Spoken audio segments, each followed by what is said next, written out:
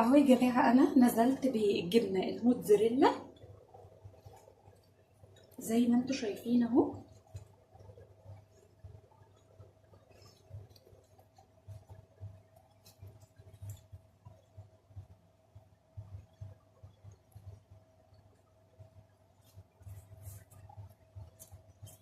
ده انا حطيت عليها تقريبا معظمها جبنه موتزاريلا، مش كتير، حاجات بسيطه يا دوبك بس تدي طعم.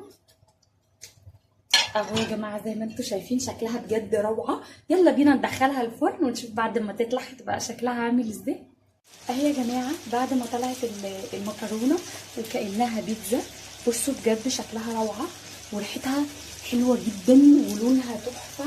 عايزه اقول لكم بجد رائعه، جربوها وان شاء الله هتعجبكم وقولوا لي رايكم.